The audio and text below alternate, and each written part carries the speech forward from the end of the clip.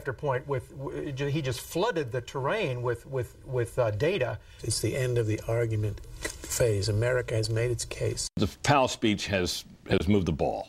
I think case is closed. But at the time, it was quite possible to analyze and debunk what he was saying.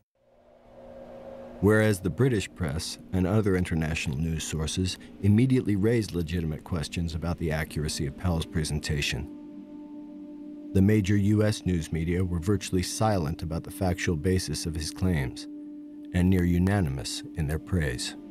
Even the purportedly anti-war New York Times editorialized the next day that Colin Powell had made a sober case, a factual case. One of the great myths and part of the war propaganda cycle is way after the fact to claim that it couldn't have been known at the time that U.S. officials were lying us into war. And in point of fact, it was known at the time and said by many people who were not allowed on the networks, by and large. One such critical voice belonged to MSNBC's Phil Donahue, one of the few mainstream media commentators who consistently challenged the official storyline coming out of Washington. You know, we're all now, everybody's righteous. What a terrible Hitler this is. We were mute when he was doing that. He was our SOB. Absolutely. And now we're sending our sons and daughters to war to fix that mistake. Doesn't seem fair to me. Despite being the highest-rated program on MSNBC, Donahue's show was abruptly canceled by the network just 3 weeks before the start of the war. Phil Donahue was an anti-war voice on MSNBC, one of the cable news channels. And a memo that was leaked as the Donahue show was canceled is very explicit. It said, we don't want this to be a face of NBC as the United States goes into war. This guy puts anti-war voices on our network. The American people need to know there is no just cause for this war. But there's no evidence that there is even a weapon that exists in that country yet. Journalists, too many of them, and some quite explicitly, have said that they see their mission as helping the war effort. And if you define your mission that way, you'll end up suppressing news that might be important, accurate, but maybe isn't helpful to the war effort. We don't want to have that kind of public persona when then we'd be vulnerable to charges that were unpatriotic. It'll make it more difficult to keep pace with the flag wavers at Fox or CNN or whatever. And more broadly, news media are very worried, not only government pressure, but advertiser pressure, criticism from readers, listeners, and viewers. Gee, our soldiers are in the field. You got to support them. Don't raise these tough questions. It seems to me that the right thing to do for patriots when American lives are at risk and Americans are dying is to unite behind the troops until victory is won. Now, on this show, Buchanan and Press, we've had a good debate for 8 months on this conflict, but now it seems when the war comes, the debate ends. I think unity, Bill, is essential at this time, or at least when the guns begin to fire. It's a very effective tactic, at least in the short run, to a large extent, to say, look, you've got to support the troops. You're killing the troops! And that's an effort to conflate supporting the troops with supporting the president's policies. Once the war against Saddam begins, we expect every American to support our military, and if they can't do that, to shut up. In addition to Phil Donahue, many other journalists have been silenced for crossing the mythical line known as objectivity. Today, NBC News fired journalist Peter Arnett this morning for participating in an interview on Iraqi state-controlled television. Arnett criticized American war planning and said his reports about civilian casualties in the Iraqi resistance were encouraging to anti-war protesters in America. If you're pro-war, you're objective, but if you're anti-war, you're biased.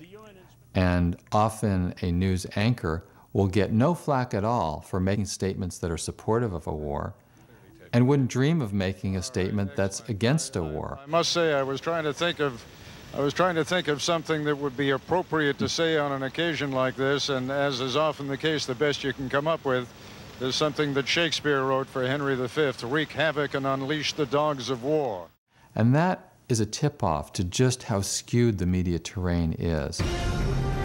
We should keep in mind that CNN, which many believe to be a liberal network, had a memo from their top news executive, Walter Isaacson, in the fall of 2001, as the missiles were falling in Afghanistan, telling the anchors and the reporters, You need to remind people, anytime you show images on the screen of the people who are dying in Afghanistan, you've got to remind the American viewers that it's in the context of what happened on 9/11, as though people could forget 9/11. Where we talked to several people who told us that various friends and relatives had died in the bombing there, in that collateral damage. Nick Robertson, CNN, Kandahar, Afghanistan. And we would just remind you, as we always do now with these reports from inside the Taliban-controlled Afghanistan, that you're seeing only one side of the story, that these U.S. military actions that Nick Robertson was talking about are in response to a terrorist attack that killed 5,000 and more innocent people inside the United States. Kandahar, and we juxtapose what we're hearing from the Taliban with a live picture of the cleanup that continues in Lower Manhattan. Ground Zero, again, a 24-hour operation that has not ebbed. 5,000 killed that day back on Tuesday, September 11th, their biggest crime, as civilians going to work that day. And yet, we know statistically, the best estimates tell us, that more civilians were killed by that bombing in Afghanistan than those who died in the Twin Towers in New York. And the moral objections that could be raised to slaughtering civilians in the name of retaliation against 9/11, those objections were muted by the phrase war on terror, by the way in which it was used by the White House and Congress, and also by the news media. Free flows of information have been further blocked by a more general atmosphere of contempt for anti-war voices. Among them are a group called Code Pink, which is headed by Medea Benjamin, who's a terrorist sympathizer, dictator-worshipping propagandist. The far-left element in America is a destructive force that must be confronted. Some Americans, sadly, not interested in victory, and yet they want us to believe that their behavior is patriotic. Well, it's not. What? To call the president stupid, he doesn't know much about anything, that's just great. Go with Danny Glover and Susan Sarandon. You fit in perfect. To in any way be defending a torturer, a killer, a dictator who used chemical weapons against his own people is pretty remarkable, but it's a very long tradition in the Democratic Party. Pay no heed to the peaceniks and the left-wing rock stars. They've had their 15 minutes of fame. These people are essentially useless. They are reflexively opposed to war. It's a principled position, but it's the wrong position, and you can't take them seriously as a strategic voice. Millions and billions of useless people out there. If you want to have democracy, you've got to have the free flow of information through the body politic. You can't have these blockages. You can't have the manipulation. While mainstream journalists have rarely called attention in real time to the failure of news media to provide necessary information and real debate, they have repeatedly pointed to their own failures well after wars have been launched. During the course of this war, there was a lot of snap to in press coverage. We're at war, the world's changed, we have to root for the country to some extent. And yet it seems something missing from this debate was a critical analysis of where it was taking us. Those of us in journalism never even looked at the issue of occupation. Because? Because it just didn't occur to it. We weren't smart enough. You'd had to have gone against the grain. Right, you'd also come off as kind of a pointy head trying to figure out some obscure issue here. Yeah, it's good guys and bad guys. Negativism. News media down the road will point out that there were lies about the Gulf of Tonkin or about weapons of mass destruction in Iraq. I'm sorry to say, but certainly television, and perhaps to an extent my station, was intimidated by the administration and its foot soldiers at Fox News. We should have been more skeptical. But that doesn't bring back any of the people who've died, who were killed in their own country or sent over by the President of the United States to kill in that country. So after the fact, it's all well and good to say, well, the system worked or the truth comes out. But when it comes to life and death, the truth